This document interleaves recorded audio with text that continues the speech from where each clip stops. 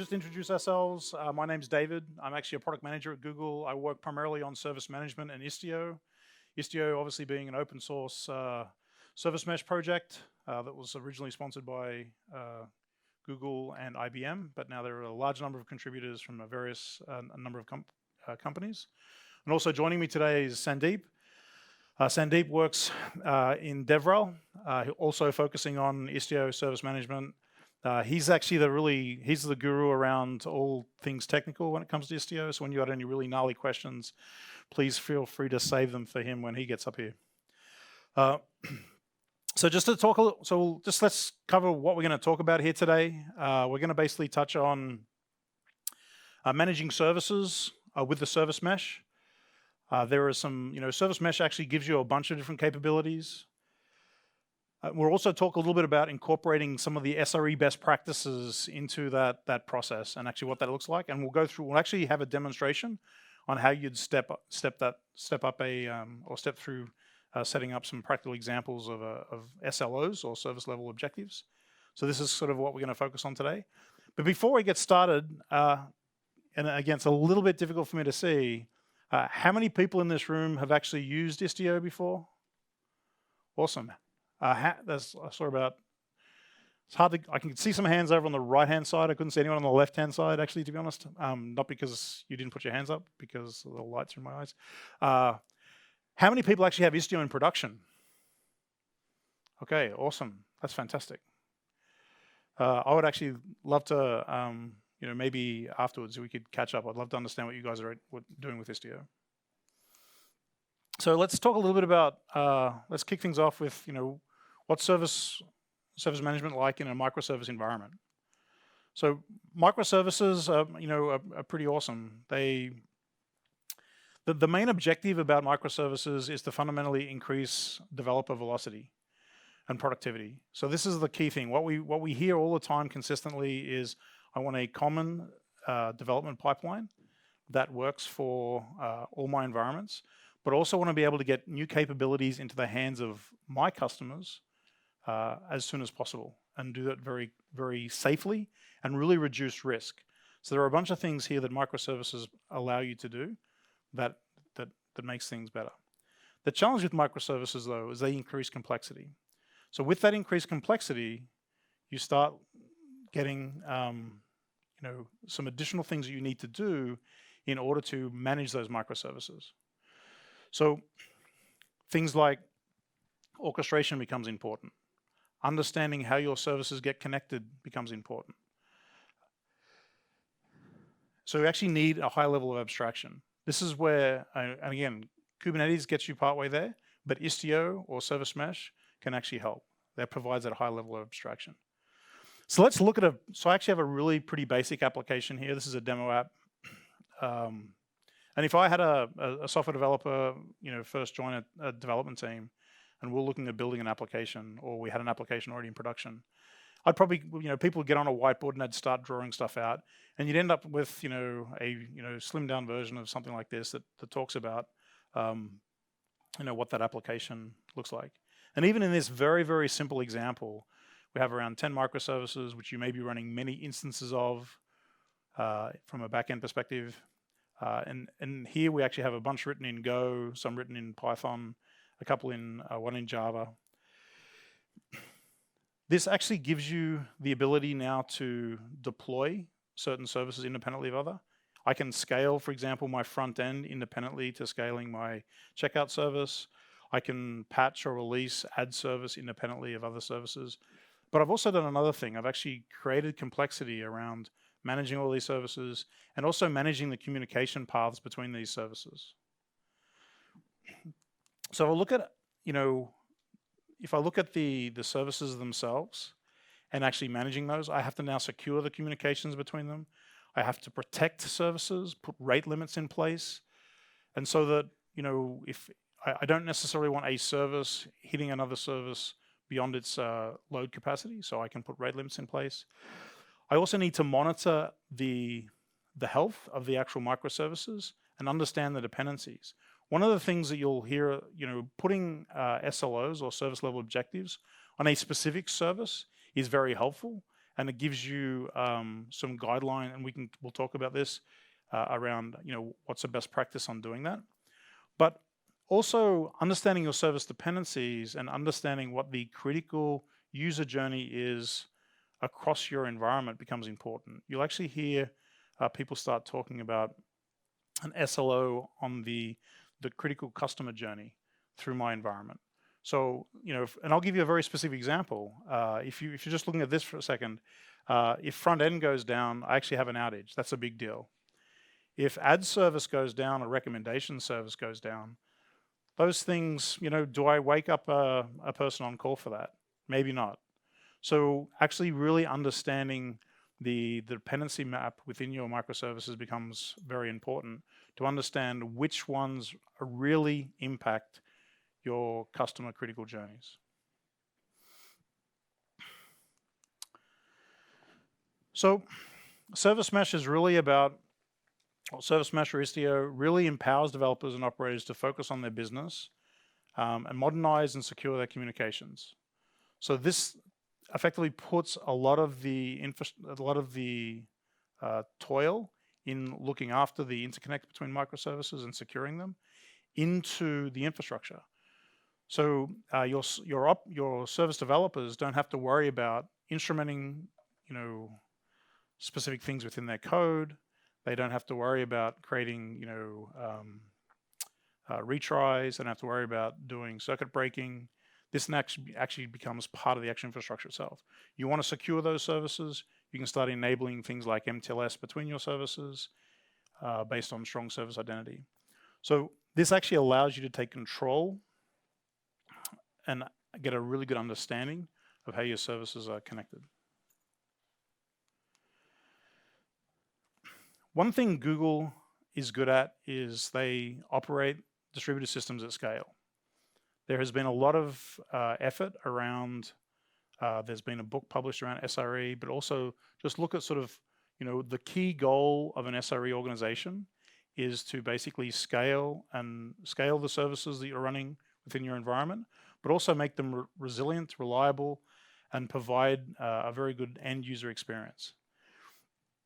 So the question, how does that map to your organization? Right. Let's talk a little bit about the 3 key pillars for SRE. The 3 key pillars really map to SLIs, which are service level indicators. We have SLOs, service level objectives, and SLAs. I'm going to talk a little bit briefly about all 3 of these and how they're different and also why they're important.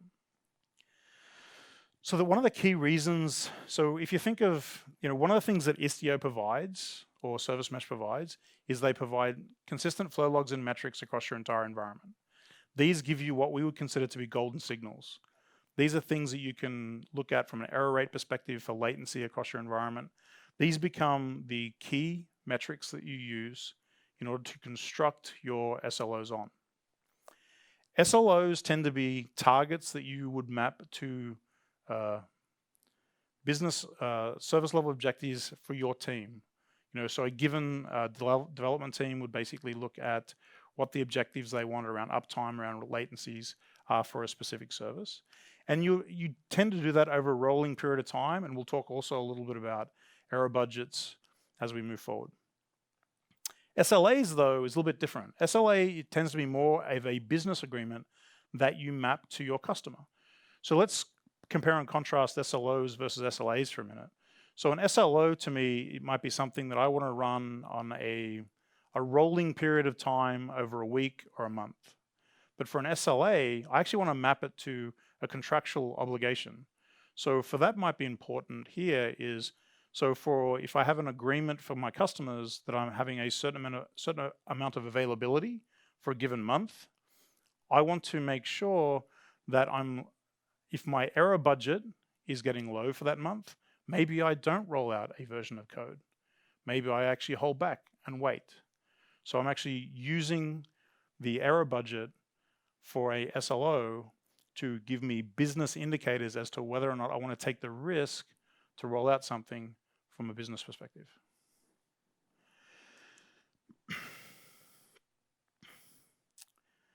And I think this is where, so we've sort of talked a little bit about SLOs and SLAs. I think this is actually where ServiceMesh can really come in and help. There is a lot of things that you effectively get for free from an infrastructure perspective when looking at ServiceMesh. So let's sort of touch base on ServiceMesh. So the way that we tend to talk about a ServiceMesh is it's effectively a way to connect and secure services from a network traffic perspective automatically. It gives you another key thing with Istio or ServiceMesh is it does it in a language independent way. It doesn't matter what version, whether I'm actually writing my application in Node.js or Go. This effectively just becomes, again, part of the infrastructure. There are 3 main tenants to Istio or ServiceMesh. The first main tenant is around uniform observability. The second main tenant is around operational agility, and we'll talk a little bit about how that actually helps and what you can do with that. And then the last tenant is really around policy-based security. So let's take a little bit of a look around observability. So one of the things with a ServiceMesh is you tend to deploy a sidecar proxy co-located with every service. What that does, it gives you that nice consistent flow logs and metrics across your entire environment. From that, I get a very good understanding. I get effectively metrics out of the box. I haven't had to instrument anything within my application logic. I can basically just now deploy that sidecar. Wherever that sidecar is, I'm getting those consistent flow logs and metrics. The other thing that we can do is based on that actual traffic flows, we can get an understanding of the topology of the environment. This isn't something that is a theoretical diagram. This is now based on the actual traffic that is flowing through your environment. This is important for a couple of reasons. One is because in some cases, it's sometimes even unclear as to exactly what services are communicating with other services. This gives you a representation of what's really happening, and it gives you the ability potentially even to start locking down your environment based on those communication paths. It's actually kind of hard to see. It's a little bit washed out on that screen, but there are lines between all those circles. The other key thing is we can actually now construct SLOs in a consistent way across all the services within that mesh. And that's actually something that Sandeep will actually go through. So let's talk a little bit about how you get started. So there are a bunch of different ways you can deploy Istio. Anyway from just going to the open source repository, using Helm install. It's actually relatively simple to get started. In doing so, in Kubernetes, you would actually get something that sort of looks like this. There's a bunch of Istio components there. Citadel's effectively the CA components. You've got Galley, which does all the configuration. Pilot, which pushes all the information down to the sidecars. Telemetry and policy. I don't see telemetry, I'm probably covering it. That is effectively how you can do both policy checks or integrate into backends in a very flexible manner. Another key thing that's important in the context of GKE is this Istio sidecar injector. What that does is this allows you to turn on a per namespace basis, if you choose to do so, where you want those sidecars injected. So this is a very easy way to get that proxy deployed for every single workload in that environment. So what does that actually look like?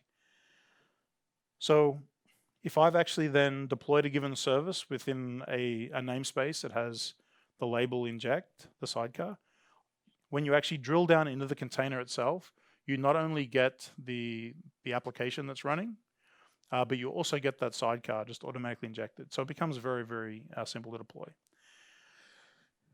These are, by the way, all these screenshots that I'm actually showing, the last couple have actually been on GKE, but the previous ones are all on an alpha project, or an alpha program that we actually have available too. So if anyone's interested in trying this stuff out, please come see me afterwards. We're gonna be more than happy to have a conversation. And once you've done that, you can effectively then start monitoring. You're actually good to go. So this is effectively what service management gets you from a going through that process, deploying your service mesh, it gives you these consistent things, again, very cleanly out of the box. This diagram's a little bit better because the actual lines are showing up. But I think this is kind of like one of the key things that we're really focusing on here is really embedding this capability within the infrastructure itself to make it easy for people to adopt this and start monitoring their services at the service layer. So at this point, I'd actually like to introduce Sandeep to come up and talk about setting up some best practices. Awesome. Oh, can we go back to the slides? Not quite right for the demo yet. Thank you. So how do you take everything David just talked about with Istio and ServiceMesh and start applying some of those SRE best practices to your services? So remember, what automation does Istio give you out of the box, right? Like it by default gives you this uniform observability, telemetry, logs, traces, metrics for all of your containers where that Sidecar Proxy is injected. It also gives you this operational agility component, so things like managing traffic, rate limiting, doing circuit breakers, injecting faults. You can do all that with Istio. And it gives you a single point of entry for implementing policy and security across, again, either your entire cluster, your entire namespace. And that could be 5 services, it could be 500. So it gives you a lot of this automation to really apply policy at scale across a large number of infrastructure. But let's focus on observability here. How do you make practical use of the observability and telemetry that Istio provides by default, and how do you use that in your own work? So let's recap again really quickly. SLAs are the metrics that you'll need to track. SLOs are the targets that you want to achieve. For example, you may say for a given service, right, if you remember that complex diagram earlier, you may say you want the cart service to have 99% availability over the course of a week, or you may want the front end to have 99% availability, but maybe the ad service could be 90% or 95% availability for a given week. So those are the kinds of targets that you're going to want to set. The SLAs then are finally after you do enough of this work, what are the sorts of business and end user sort of guarantees can you make about those services that you've instrumented? So the first part of this process is figuring out which SLIs do you care about, right? There's a whole bunch that Istio provides out of the box. Which ones are the ones that are important to you? And it's going to be different on a service by service basis, right? For some, latency may be very critical, right? For something like ad serving. Maybe for the front end, latency is critical. But maybe front end also needs availability. Some others might just need availability versus latency. It's a little bit of a trade-off, but the ultimate idea is you want to decide and take a good look at those services in depth and figure out which metrics are the ones that are most important for that particular service. Again, thinking about how that's going to impact the end user experience or your other internal customer experience, right? Your internal customers may be other teams, other services that they're running, other dependencies. So that's where you want to take into account all of that information to decide and determine which SLIs are important. And then again, back to SLOs, which ones are, again, the ones that are most important for those workloads? Which ones are the ones that are going to be very obviously impacting anything downstream or upstream from you? So that's an important piece. And then finally, how do you use all that, right? How do you put that all together? Well, the challenge with SLAs is that it's a little bit subjective, right? It's not a complete sort of mathematical operation. There's a little bit of work there you can use to figure out, well, if I know my SLIs, if I know the targets I'm trying to achieve, I can use that to figure out what my error budget is. I could say, well, I can afford to have 60 minutes of downtime in a given month or a given year. So you know what you're working with, but from that point forward, what that final guarantee you have to make is still a little bit subjective, right? You have some data to back it up, but there's still a little bit of determination to make before you can make that guarantee or that promise to internal, external customers. So what are the SLIs that you get out of the box with ServiceMesh and with Istio? So you get 6 main things, and these things are dependent a little bit upon what type of service you have, whether it's HTTP or TCP, but regardless of whether it's L4 or L7, you get these metrics, again, right out of the box. So that includes things like request count, the duration of the request, the size, the response size as well, or like TCP bytes sent and received. And by the way, there are variations of these for both inbound and outbound. So you get to know this from the perspective of whether it's a source part of the workload or a destination part of that workload. And you have some ability to control which ones, again, are most important to you. The important part of this is that your applications don't have to emit these at all. This is all done inside that Sidecar Proxy. So when you deploy your service and that Istio sidecar, or that proxy is injected along with it, because it's functioning at the network layer, it's automatically capturing all this information and then sending it to those telemetry backends. And those telemetry backends are then pushing it down to the downstream monitoring services, like Prometheus and Grafana, like Stackdriver, like Datadog, and there's a whole mix of others. So now that we know a little bit about the SLIs, what does it mean to start tracking health in depth, right? That's specifically around the SLOs. So you have to make a few decisions as you're trying to create these targets. The first is, what is the type, right? What kind of SLI am I worried about? And we give you two options right out of the box inside of the Service Management Alpha, which is around latency or availability. And then on the SLO side, on that specific compliance piece, you have to decide, what are the goals I'm trying to achieve? 90%, 95%, 99%? That's your compliance goal. And then you have to assign a window of time to that, or a period of time, whether you want it to be a calendar week or a rolling week-by-week basis or a day-by-day basis, or even up to a year. And then finally, you have the option of setting a windowed SLI. So that actually adds a little bit of, it's an optional piece there, but it adds a little bit more specificity of, I want to achieve a particular metric compliance goal in a smaller window of time, and then it'll aggregate those windows up to see if you're reaching your compliance. The documentation does a little bit better job of explaining it and with a few examples, but the idea being you have different ways of kind of evaluating how you want to track those SLIs and how you want that to add up to your final compliance goal. So we look at a few examples of this, and these are somewhat interchangeable, so don't just go by the rows that have those only pieces there. But for example, we could set a latency SLO, right, where we want to hit 90% of all requests or all responses are within 100 milliseconds, and we want that to be over a rolling 5-day period, and we also want it to hit 99% of those in an hour, right? So what that really means is, for a given hour, 99% of the requests have to hit that 100 millisecond milestone, and then the aggregate, that 90% kind of rolls up from there. On the next line, we have an availability example where we want to hit, again, 99% availability within a calendar week, and we don't need to window that one. So we have a little bit of room to figure out what's the right combination here.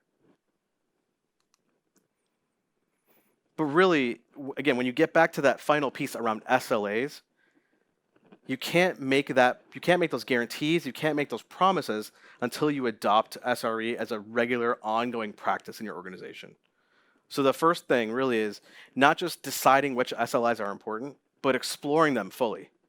Making sure you have a really good understanding of how those metrics are functioning, what those outcomes look like, what that output looks like, and using that and deciding which ones are the most important, right? You can't really, I mean, you effectively could monitor everything, but that might be missing sort of the forest for the trees. You want to pick the ones that are most important to you. So you want to make sure you have a really thorough understanding after a lot of testing around those SLIs. And then you want to set realistic targets, right? Go back to that example earlier of, not every service needs the same level of availability or maybe the same level of latency guarantees. You might have to make trade-offs. You might not have, a 5,000 person team to work with here. So you might have to decide and say, which ones am I going to guarantee are 99% available? Which ones am I going to guarantee that I have 100 millisecond latency at 90%? And with enough exercise of those first two, right? Understanding those metrics in depth and setting those targets, after you do enough of that work, then you can start to get to the next part where you decide, all right, here's my error budget for the year. Here's how I can make that, again, that final guarantee to my end user or to my internal customer. So with Service Management Alpha, what we tried to do here is not just surface all the data, right? I think that's sort of the first easy part, right? Giving you all that data in a kind of easy to consume dashboard. That's great. We did that first really important piece. But the next part of it is to give you the tooling to kind of go a level deeper. And I don't mean sort of one level, I mean all the way through. In our first foray here is really around observability. But as time goes on, you can see that how that could evolve to implementing more around even just some of the agility or some of the policy and security pieces as well. But we wanted to start with observability because that's a really critical amount of data. And frankly, what we hear from a lot of people is their first real reason for getting into Istio, getting into service mesh is because they want that observability. They want that level of detail they can't get right now, or they want that level of detail that individual teams have, but they don't have it in a uniform way across their entire environment. So from this dashboard, the first thing you'll see is some important pieces across the top here, right? Services with alerts firing, services that are out of error budget, and this was a default deployment. I just ran a couple of things here as an example. So it's not much happening in this example, but it's a starting point. But then beneath that kind of first level of information, we show you all the services across clusters, pods, namespaces that are running right there. And you have the ability to filter down and dig into them. And this table is actually very active, where different lines can be red or have different little check marks of showing you which things are, in danger or running low on budget. As you dig into an individual service, we'll show you a timeline at the top. And that timeline actually shows you, right now it's blue because there's no incidents, but if there were incidents or issues, there are hard tick marks there that you can dig into, and you can narrow that timeline and say, well, I want to focus on that one incident. What happened during that time? And then you have the ability to go through the individual metrics or diagnostics, right? The diagnostics include things like logs. You can look at the infrastructure specifically, like which pods are actually running this service. And you can see some of the inbound and outbound traffic as well. So you have the ability to dig in here a little bit further, and we surface a lot of the data, but we're trying to make it easy not only to see all of it in action, but also take action on it very quickly. So I talked a little bit about this. What's interesting is that everything you need to see and investigate is here. But in reality, once you've spent enough time understanding your SLIs, setting realistic targets, you really shouldn't be spending a lot of time digging into those services again and again. If anything, once you've got really good SLOs, you probably don't have to spend a lot of time going back through the metrics again and again, because the important thing that you need to know, that you're out of error budget or that you're potentially hitting outside of your SLO boundaries, that's going to be surfaced up here as well, right? So you'll see some of that stuff automatically. So you shouldn't spend too much time, once you've got everything up and running, having to reconfigure things again and again. So how do you, we tried to take you from what Istio provides you out of the box, how you turn that into SLO, SLIs, and eventually SLAs. Well, how do you do this, again, in practice? How do you get more and more of that specificity? So let's start with, that reasonably complex workload. This is sort of online commerce app that we built. And how do we start to understand what's going on there? And let's pick a service maybe that has some high tail latency. And first we'll examine all of them. Then we'll pick something that we want to drill into. We'll dive deep into it and create an SLO around it after we evaluate some of those metrics. So if we could switch to the demo machine. All right, so here I've got the ServiceMesh Service Management console up. And can you guys see that okay? Yeah? Okay. If you can't, let me know. Just stand up and wave. Hopefully I'll be able to see you. So the first thing we've got up here, we've got a bunch of services deployed, and you can see things across the top like where no alerts are firing, where we maybe have alerts configured, SLOs that are potentially out of error budget, ones that have no alerting policies, or services that have no SLO set. So let's look at some of those with no SLO set. So we'll filter by those. And now we can see, let's pick something here that has like a high tail latency. I think checkout service there has a high tail latency at 99% around 1700 milliseconds. That's probably not what we want. We want checkout to be a much faster operation. So now we can dig into that particular service.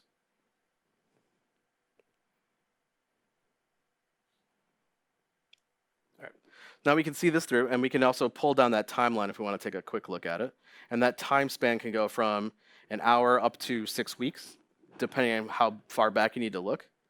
But we'll leave it at an hour. And before we get to creating an SLO, let's start taking a look at some of the metrics and some of the diagnostics that we surface up for you, right? Because right now you'd be in that investigative phase and you want to understand what's happening. So if we pull up the metrics, we can see here, and I'm going to hide this timeline for now so we can see more of it. We break it down for you by requests per second, by the error rate, the latency, and the request and response sizes.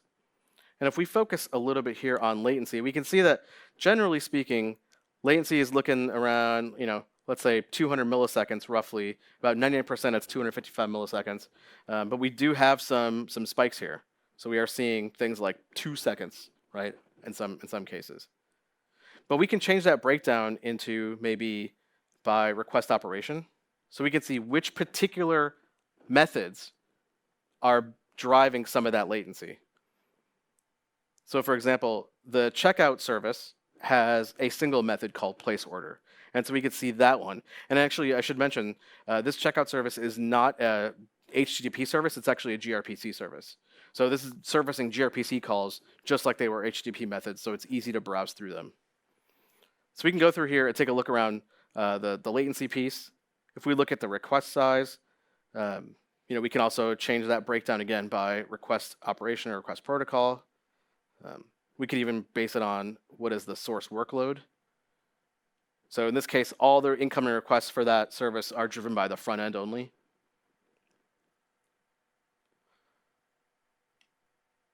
So that's a little bit of that one. And then the last piece I wanted to show you is the error rate breakdown. Again, because we know the type here, we know it's gRPC or HTTP, we can actually show you the HTTP error code that's coming back out the other way. So in this case, we've had 0 errors, which is good. We want to see a low error rate, obviously, for our services. Now on the diagnostics tab, what we'll show you there are error logs. And we show you the error log breakdown by the types of messages that you're seeing in your error logs. And these logs aren't really anything in particular, just sort of default things that we put in there for this example. The more interesting piece gets into things like infrastructure and connected services. When you expose the infrastructure, you have the ability then to dig into, all right, you have a deployment, you have a service. Well, inside that deployment are multiple pods. Now we can see each of those pods and figure out which ones may be driving some of those issues. So we can see that the high latencies are coming from these 2 pods based on these 2 rows in the table. And we can also take a look at the inbound and outbound traffic. As we can see, all the inbound traffic is being driven by front end, and all the outbound traffic is going to other parts of, right? So the cart service is making outbound calls to, checkout's making outbound calls to the shopping cart, currency service, sending emails after you place an order, maybe the payment service. And I don't want to undersell this. When we've worked with large customer teams where they've had to take a large monolithic infrastructure and turn it into microservices, they've done that exercise.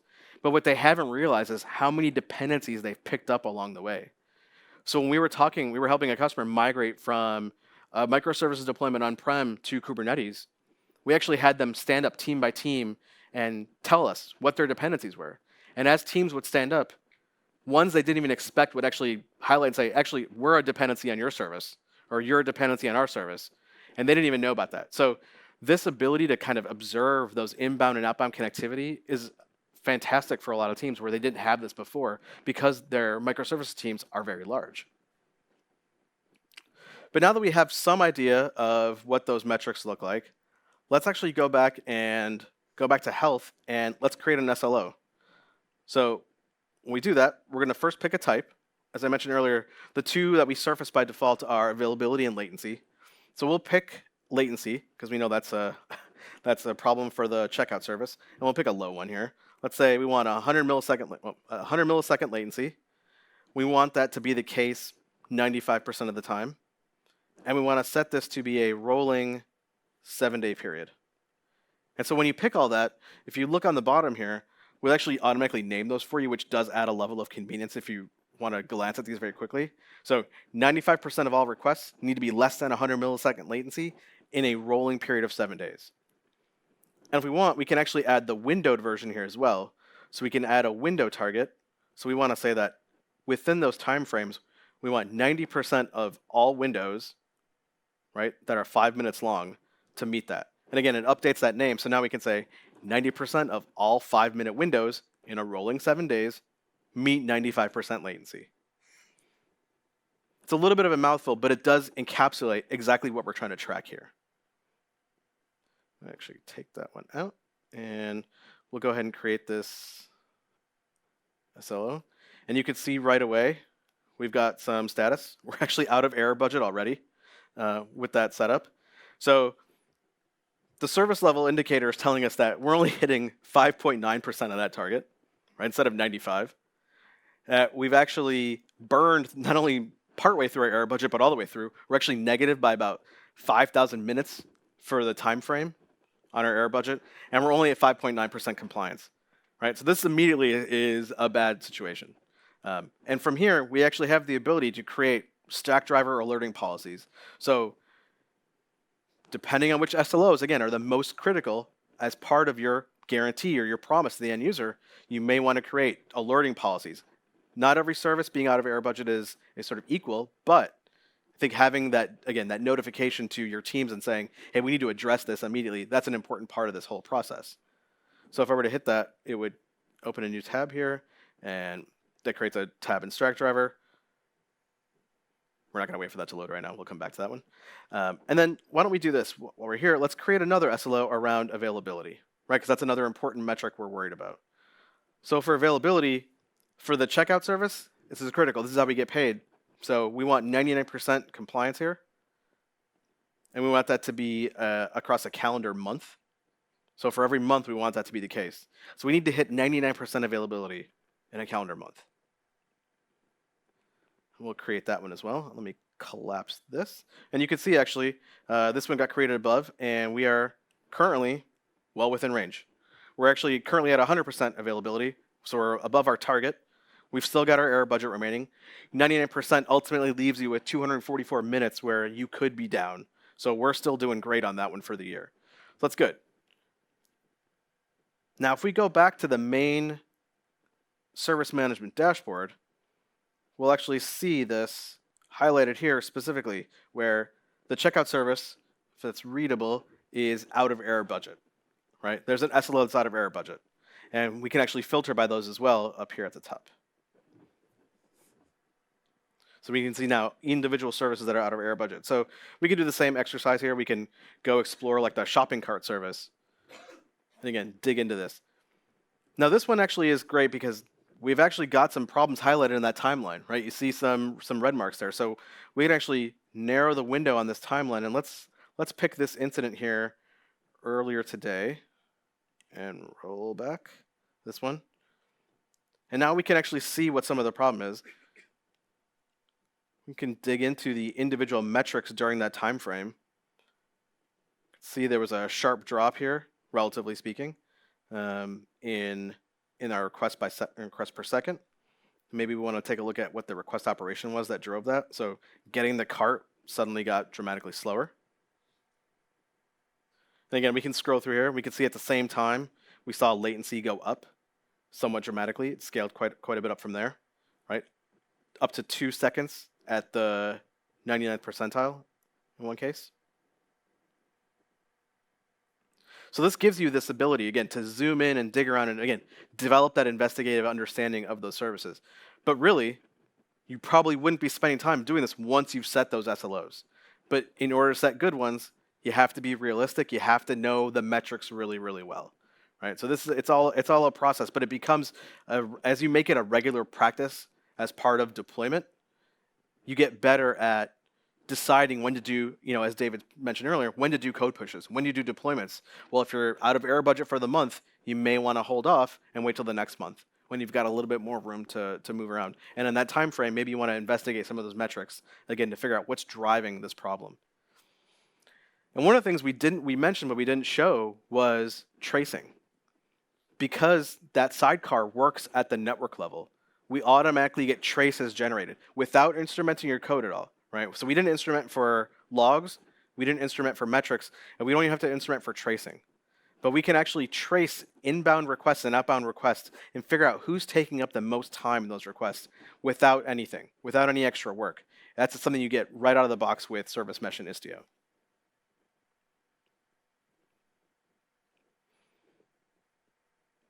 So that's a quick tour of the service management UI. Can we go back to the slides, please? All right, so how do you get started with all this?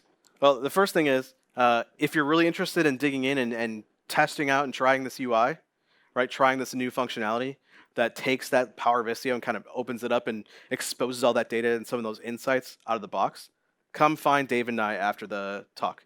If we get kicked out of the room, we'll be out in the hallway for a few minutes. Come find us and we can talk to you about it. If you want to learn even more and kind of dig in further around some of those Istio core capabilities, I would definitely recommend check out this Welcome to the ServiceMesh Era series that we wrote on the Google Cloud blog. It goes through a bunch of conceptual ideas around traffic management, telemetry with an SRE sort of focus, around how to roll security out using Istio. And there are actually companion tutorials on GitHub that go along with it. So you can actually try those examples out today. And then I would definitely recommend you learn about Istio's telemetry and what, it provides out of the box. Because it does give you quite a bit. Now, what I would tell you is it gives you quite a bit out of the box, but you can always add more. Right? You have the ability to add in your own custom metrics that get captured by, again, Prometheus, Grafana, or Stackdriver, or whatever the other services that you might want to use. I would also ask for your help in shaping this user experience. If you're interested, if you manage services on a regular basis, if you operate these deployments or these platforms or these clusters for your teams, we want to hear from you. We want to build the best product we can to, again, not just surface the data, but give you the insights that are critical to really doing the best management job you can of those services and of that infrastructure. So we definitely recommend, if you're interested, not sure where the music's coming from. Hope it's not me. That was weird. All right, and then what's next for Service Mesh? Well, this was the first session where we talked about service management and Service Mesh, and there's a whole host more, and we recommend you go to all of these. I would even say for some of the 300 level ones, if you're interested, it's still a good idea to learn that level of depth and get into it. There's actually one right after this in about 40 minutes around taking a deeper dive through SLOs and error budgets. And they talk about how Stackdriver helps you kind of, again, surface up that data and figure out how you establish those error budgets and where you can draw those lines around which SLIs are important and how you make those into SLOs and eventually into SLAs. And then tomorrow we've got a full day of a ton of sessions. We've got some on Thursday as well. So by all means, please join us and bring your questions, bring your stories. We'd love to hear from you before or after those talks.